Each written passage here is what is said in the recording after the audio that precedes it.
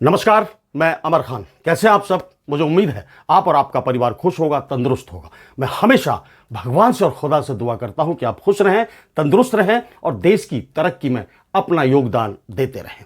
आज हम बात करते हैं पंडित जवाहरलाल नेहरू के दामाद और स्वर्गीय प्रधानमंत्री श्रीमती इंदिरा गांधी जी के पति। जी हां, आप समझ गए होंगे, मैं बात कर रहा हूं फिरोज गांधी की, जिनका पूरा नाम था फिरोज जहांगीर गांधी, जिनका जन्म 12 दिसंबर 1912 को बॉम्बे प्रेसिडेंसी ब्रिटिश, जो इस वक्त बॉम्बे के अंदर है, वहां पर हुआ।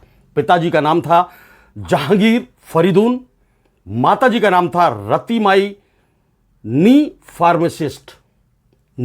फार्मासिस्ट। दो भाई थे इनके, दोराब और फरीदून जहांगीर, बहन तहमीना और आलू दस्तूर। शिक्षा इन्होंने विद्या मंदिर से की। ब्रिटिश कर्मचारी इविंग क्रिश्चियन कॉलेज से इन्होंने पूरी ग्रेजुएशन किया। उसके बाद लंदन से बीएससी की डिग्री हासिल की। बहुत अच्छी शख्सियत थी, पढ़ी लिखी शख्सियत थी, अच्छे खासे एजुकेटेड इंसान थे फिरोज जहांगीर गांधी। हुआ क्या,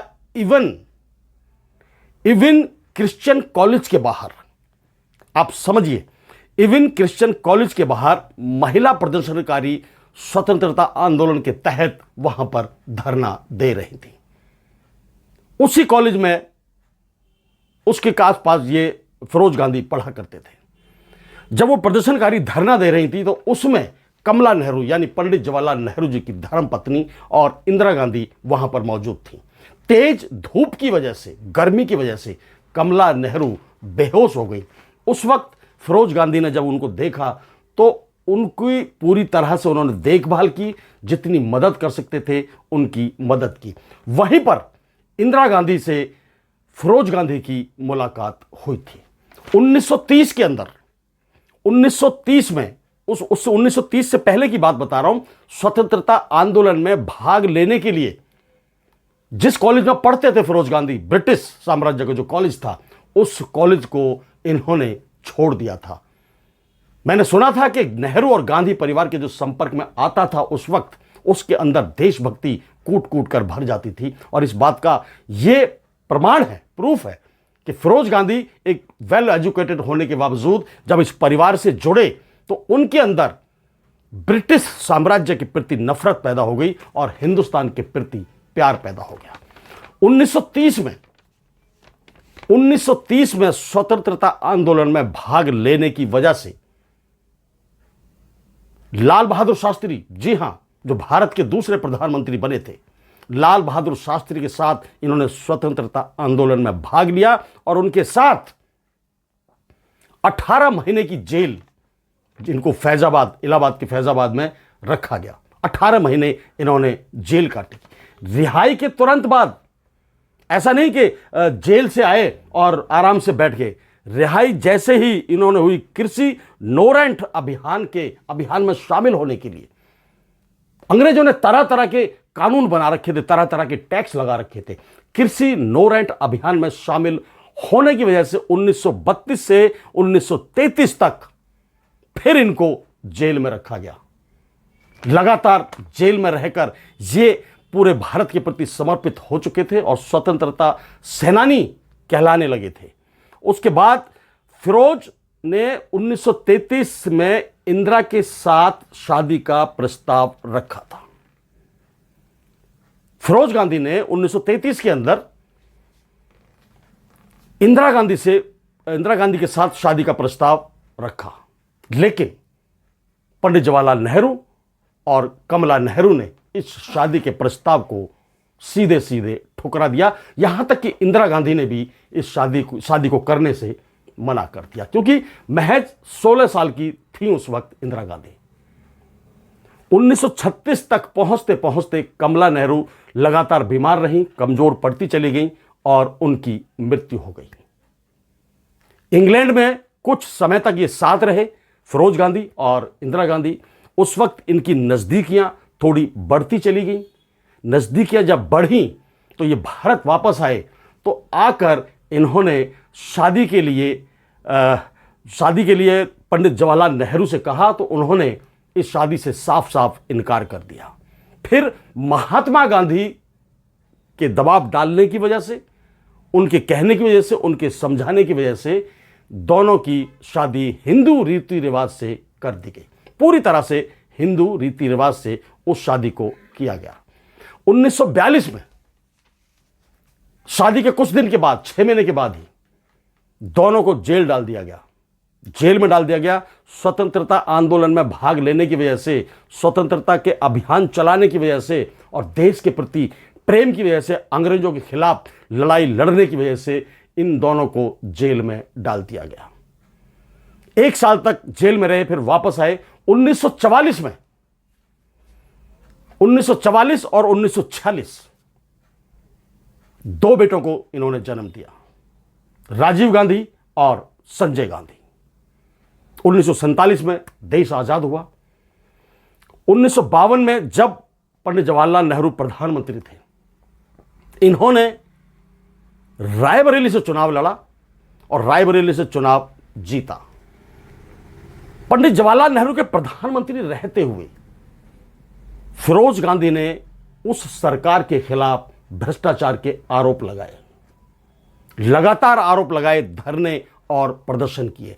यह होती है देशभक्तियां कि अपना रिश्तेदारी क्यों ना हो, अपना दोस्ती क्यों ना हो, यदि वो गलत काम कर रहा है तो उसके खिलाफ आवाज उठानी चाहिए। आंदोलन को जैसे सरकारें दबाती हैं, वो हिस्सा चलता रहा, दबाते रहे, लगातार चलता रहा। LIC कंपनी के अंदर बहुत बड़ा घोटाला हुआ।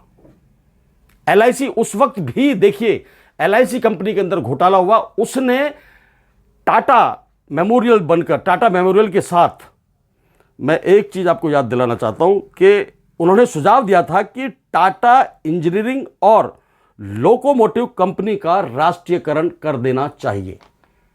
टाटा इंजीनियरिंग और लोकोमोटिव कंपनी का राष्ट्रीयकरण किया जाए। इससे जब यह आवाज फिरोज गांधी ने उठाई तो पारसी समुदाय पूरा गुस्से में आ गया, तमतम आ गया, क्योंकि टाटा पारसी समुदाय से आते थे। राष्ट्रीयकरण के नाम पर लोगों को लगने लगा कि जब राष्ट्रीयकरण हो जाएगा तो ये सारी चीजें सरकार के अंडर आ जाएंगी। 1958-57 में एक बार फिर उन्होंने रायबरेली का चुनाव जीता। उस वक्त ऐसी टेंशनें उनके दिल और दिमाग पर छाई हुई थी कि वो परेशान थे। उधर अंग्रेजों से मुक्ति मिली तो इधर जो नेहरू की सरकार थी उससे वो खुश नहीं थे। वो लगातार नेहरू सरकार के विरोध में प्रदर्शन कर रहे थे, क्योंकि निजी कंपनियों को उस वक्त भी फायदा पहुंचाया जा रहा था। 1958 में अचानक फिरोज गांधी को दिल का दौरा पड़ा। इंदिरा गांधी उस वक्त जम्मू कश्मीर में थी, वो वापस आई और उनकी सेवा में लग गई। लगातार वो परेशान रहे, बीमार रहे और क्या कह सकते हैं कि एक बार फिर 58 से लगातार बीमार रहने के बाद 1960 में दिल का दौरा जब दोबारा उनको पड़ा तो उनकी मृत्यु हो गई। महज 47 साल की उम्र में फिरोज जहांगीर गांधी मृत्यु को प्राप्त हो गए।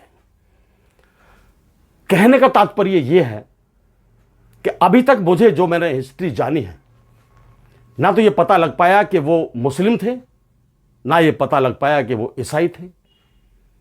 पारसी उनको कहा जाता है। ये पारसी, सिंधी और बहुत सारी कौम ऐसी हैं कि जिनको आज तक हम पता ही नहीं लगा पाए कि ये किस धर्म से ताल्लुक रखती हैं।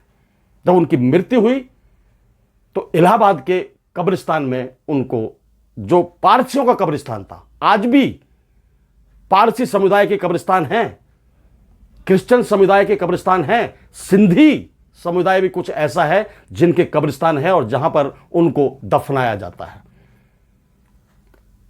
पारसी समुदाय के कब्रिस्तान में फिरोज गांधी को दफना दिया गया। उसके बाद आज तक फिरोज गांधी को किसी भी चीज में इन्वॉल्व नहीं किया गया, ना उनके नाम को किया गया, ना उनके द्वारा किए गए स्वतंत्रता आंदोलन में जो किए गए कार्य थे उनको ना दोहराया गया, और ना ही आज जो राजनीतिक इतिहास है उसमें उनका कहीं नाम लिया जाता है। लोगों ने तरह तरह का र्यूमर, तरह तरह की अफवाह सोशल मीडिया पर यह फैला रखी थी। उस वक्त भी फैलाते थे कि ये मुस्लिम है। मुझे तो नहीं लगता कि फिरोज गांधी मुस्लिम थे। आप इस बात को फैक्ट चेक कर सकते हैं, कहीं भी करें। यदि आपको लगता है कि मैंने कुछ गलत कहा है तो आप मुझे ज़रूर बताना। मेरी नज़र में फिरोज गांधी मुस्लिम नहीं थे, पारसी समुदाय से आते थे उस वक्त। नाम आज भी बहुत सारे नाम ऐसे हैं जो पारसी, सिंधी और उर्दू नामों से मेल खाते हैं। जय हिंद, जय भारत, नमस्कार।